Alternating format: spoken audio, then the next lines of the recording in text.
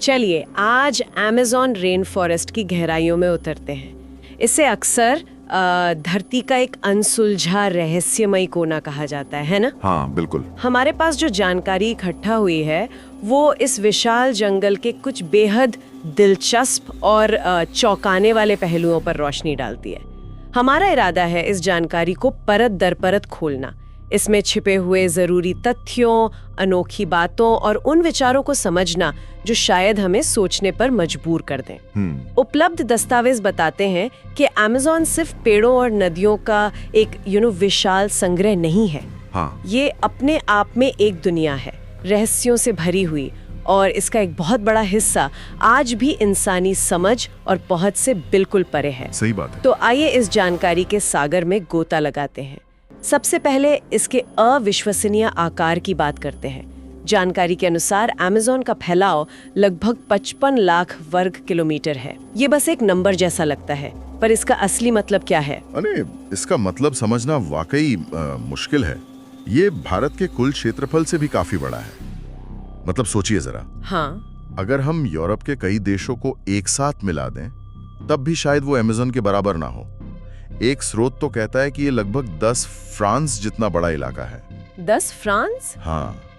तो इतने विशाल पैमाने का सीधा मतलब है कि इसके अंदर अनगिनत अनदेखी चीजें, अनसुनी कहानियां और अनसुलझे रहस्य छुपे हो सकते हैं। इसकी विशालता ही आप कह सकते हैं इसके रहस्य का पहला पर्दा है। और बात सिर्फ जमीन के फैलाव तक ही सीमित नहीं है।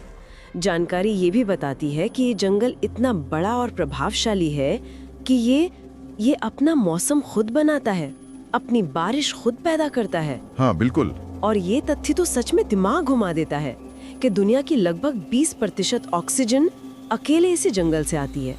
इसे अक्सर धरती के फेफड़े कहते हैं ना? हाँ बिल्कुल।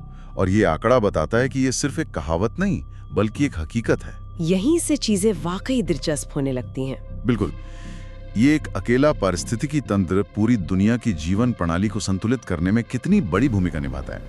लेकिन यहाँ एक गहरा विरोधाभास भी है ना, जिस पर स्रोत ध्यान खींचते हैं। क्या? आज हमारे पास सैटेलाइट हैं, आधुनिक मैपिंग तकनीक है, ड्रोन्स हैं, सब कुछ है। लेकिन इन सब के बावजूद अमेज़न के कई बड़े हिस्से ऐसे हैं जहां आज तक कोई इंसान नहीं पहुंचा। सच में? आज भी जिनके बारे में हमें सचमुच कुछ भी नहीं पता।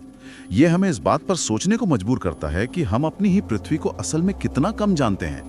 वो घने जंगल की चादर, दुर्गा मिला के और शायद जंगल की अपनी इच्छा इन जगहों को हमसे छुपाए रखती है। ये वाकई सोचने वाली बात है। अच्छा, अब जरा यहाँ की जीवन रेखा यानी नदियों पर ध्यान देते हैं। अमेज़न नदी जो इस जंगल के दिल से होकर गुजरती है, लंबाई के लिहाज से दुनिया की दूसरी सबसे बड़ी नदी मानी जाती है। हाँ, लंबाई में दूसरी, लेकिन अगर हम पानी की मात्रा यानी बहाव की बात करें तो ये दुनिया की नंबर 1 नदी है। ओह अच्छा।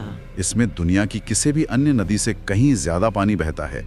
इतना ज्यादा कि दुनिया की सारी नदियों के कुल ताजे पानी का लगभग 5वां हिस्सा अकेले अमेज़न नदी में बहता है। 5वां हिस्सा? जी हाँ। और जैसा कि जानकारी बताती है, इसमें 1100 से भी ज्यादा छोटी बड़ी सहायक नदियां आकर मिलती हैं। और ये सिर्फ नदियां नहीं, ये अपने आप में विशाल जलमार्ग हैं। कुछ सहायक नदियां तो इतनी चौड़ी हैं कि आप एक किनारे पर खड़े होकर दूसरे किनारे को देख भी नहीं सकते, वो क्षितिज में खो जाता है। ये जलमार्ग जंगल के अंदरूनी हिस्सों तक पहुंचने का जरिया भी हैं और कई रहस्यमय जीवों का घर भी। और नदियों से ही जुड़ा एक और अविश्वसनीय रहस्य है जिसका जिक्र हमारे पास मौजूद जानकारी में मिलता है। एक ऐसी नदी जिसे उबलती हुई नदी कहा जाता है। ये सुनने में ही कितना अजीब लगता है। हाँ, और ये सिर्फ नाम नहीं है, ये हकीकत है। ये बेहद चौंकाने वाली खोज है। कल्पना कीजिए, जंगल के बीचों बीच एक नदी बह रही है जिसका पानी प्राकृतिक रूप से इतना गर्म है, लगभग उबलने के बिंदु तक। उबलने तक? हाँ, कि उसमें गिरने वाला कोई भी छोटा जीव सचमुच पक सकता है, जैसा कि एक स्रोत में लिखा गया है। वैज्ञानिक इसके अस्तित्व की पुष्टि करते हैं। पेरू में ये नदी मौजूद है। स्थानीय लोग इसे शनाई टिम्पिश्का कहते हैं, जिसका मतलब है सूरज की गर्मी से उबाली गई। वाह। लेकिन ये आज भी एक बड़ी पहेली है। आमतौर पर इतनी ज्यादा भूगर्भीय गर्मी सक्रिय ज्वालामुखियों के पास पाई जाती है, पर इस इलाके के आसपास कोई ज्ञात सक्रिय ज्वालामुखी नहीं है। तो फिर कैसे? हाँ, यही सवाल है। तो जमीन के नीचे से इतना गर्म पानी सिर्फ इसी जगह पर सतह तक कैसे पहुंच रहा है? ये भूगर्भीय गतिविधि का कोई अनोखा रूप है या या कुछ और? ये सवाल वैज्ञानिकों को उलझाए हुए है। वाकई एक अनसुलझी पहेली। चलिए अब अमेज़न के असली निवासियों की बात करते हैं। यहाँ पाए जाने वाले अनगिनत जीव जंतु और पेड़ पौधे। कहा जाता है कि यहाँ पौधों, कीड़ों, मछलियों, उभयचरों, सरीसृपों और स्तनधारियों की कुल मिलाकर 1 करोड़ से ज्यादा प्रजातियां रहती हैं। हाँ, 1 करोड़ से ज्यादा। और जो बात इसे और भी ज्यादा हैरत अंगेज बनाती है वो ये है कि वैज्ञानिकों का अनुमान है, जैसा हमारे स्रोत स्पष्ट करते हैं, कि ये संख्या उन कुल प्रजातियों के आधे से भी कम है जिन्हें हम आज तक पहचान पाए हैं या जिनका वर्गीकरण कर पाए हैं। क्या आधा भी नहीं? आधा भी नहीं। इसका मतलब है कि अमेज़न के घने जंगलों और गहरी नदियों में अभी भी लाखों, शायद करोड़ों प्रजातियां ऐसी मौजूद हैं जिनके अस्तित्व के बारे में हमें कुछ भी नहीं पता। बाप रे। वो कैसे दिखते होंगे, कैसे रहते होंगे, उनका इस पारिस्थितिकी तंत्र में क्या योगदान है, ये सब अज्ञात है। ये कल्पना करना ही रोमांचक है कि वहाँ और क्या-क्या छिपा हो सकता है। क्या वहाँ ऐसे जीव हो सकते हैं जो हमारी कल्पना से भी परे हों? ये तो अविश्वसनीय है। स्रोत कुछ खास और अक्सर खतरनाक माने जाने वाले जीवों का भी जिक्र करते हैं जो अमेज़न के रहस्य और रोमांच को और बढ़ाते हैं। पहला है ग्रीन एनाकोंडा। जानकारी के अनुसार ये दुनिया का सबसे भारी सांप है।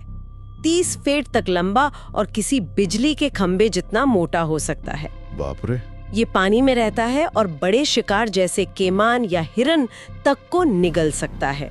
स्रोतों में स्थानीय किंवदंतियों का भी जिक्र है जिनमें इससे भी कहीं ज्यादा विशाल, मतलब इंसान को आसानी से निगल जाने वाले एनाकोंडा की कहानियां सुनाई जाती हैं। हाँ, ये कहानियां तो बहुत सुनी है। हालांकि ये कहानियां हैं, पर जंगल की विशालता इन्हें एक रहस्यमयी संभावना तो देती ही है ना? बिल्कुल। फिर है जगुआर, जंगल का सबसे बड़ा शिकारी। स्रोत इसे साइलेंट किलर यानी खामोश हत्यारा कहता है।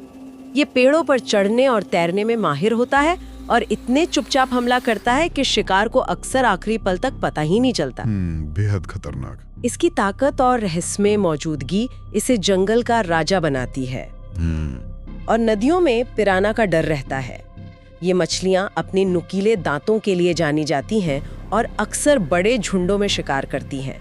कहा जाता है कि ये मिनटों में किसी बड़े जानवर को हड्डियों तक साफ कर सकती हैं। हाँ, फिल्मों में तो बहुत देखा है। हाँ, हालांकि इंसानों पर इनके हमले उतने आम नहीं है जितना फिल्मों में दिखाते हैं, पर खतरा तो है ही।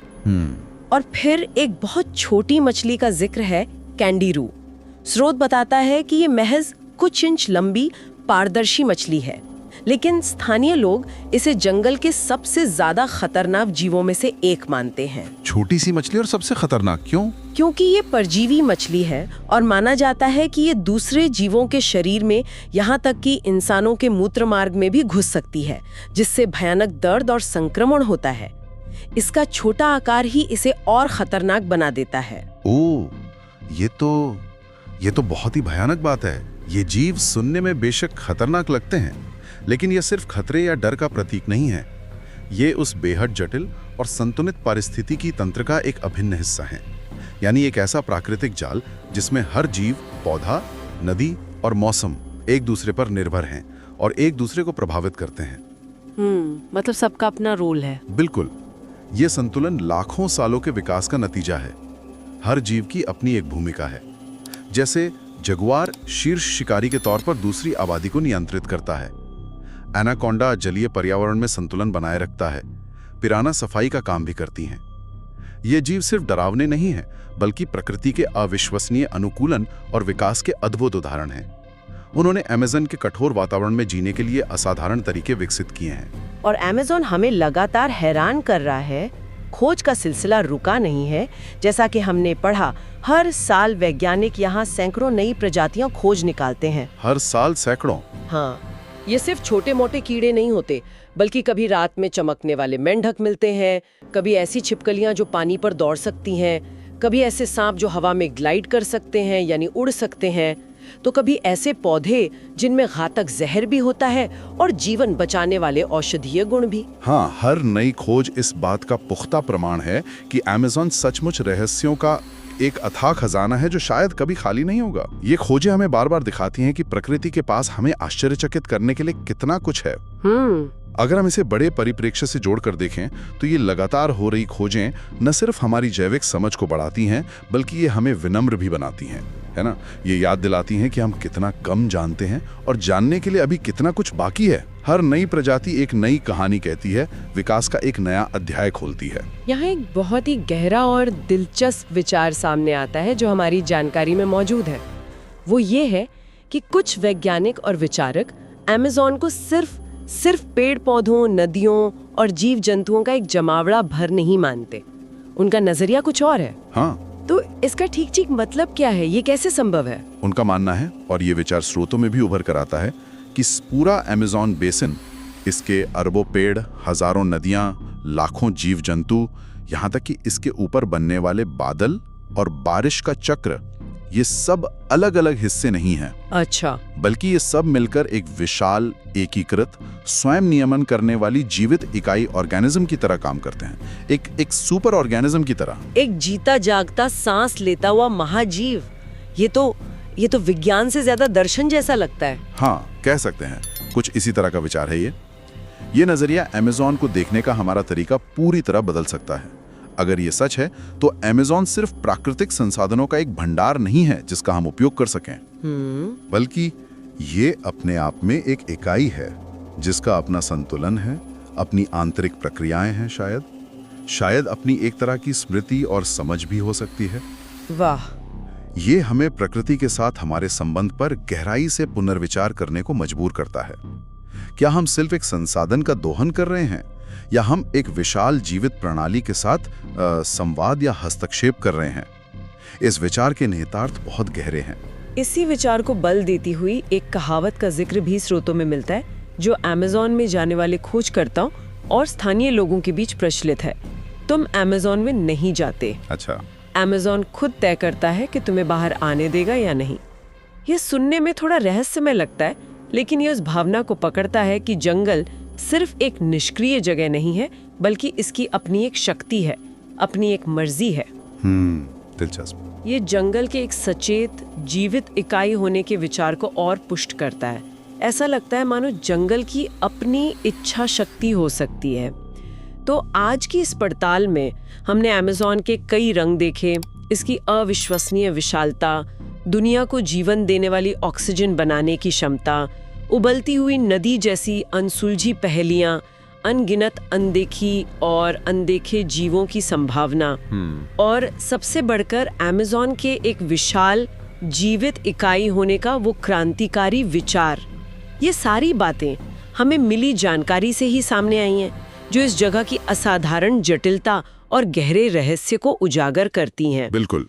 और जानकारी इस बात पर लगातार जोर देती है कि अमेज़न के विशाल हिस्से आज भी इंसानी पहुंच से दूर हैं, पूरी तरह से अनछुए हैं, और लाखों करोड़ों प्रजातियां अभी भी खोजी जानी बाकी हैं। हाँ। ये सब हमें एक बहुत ही गहरे और शायद थोड़े असहज करने वाले सवाल पर सोचने के लिए छोड़ जाता है। इससे एक महत्वपूर्ण सवाल उठता है। क्या? अगर अमेज़न सचमुच एक एकीकृत जीवित इकाई है, जैसा कि कुछ वैज्ञानिक मानते हैं, और जैसा अनुभव वहां जाने वाले कई लोग करते हैं, तो क्या ये संभव है कि वो जानबूझकर, अपनी इच्छा से, अपने कुछ सबसे गहरे रहस्यों को, अपने कुछ सबसे अंदरूनी कोनों को इंसानी नजरों और हस्तक्षेप से बचाए रख रहा हो? क्या वहां कुछ ऐसा है जिसे जंगल दुनिया के सामने लाना ही नहीं चाहता? ये एक ऐसा विचार है जो विज्ञान, कल्पना और प्रकृति के प्रति हमारे सम्मान की सीमाओं को धुंधला कर देता है, और हमें अमेज़न के रहस्य के सामने नतमस्तक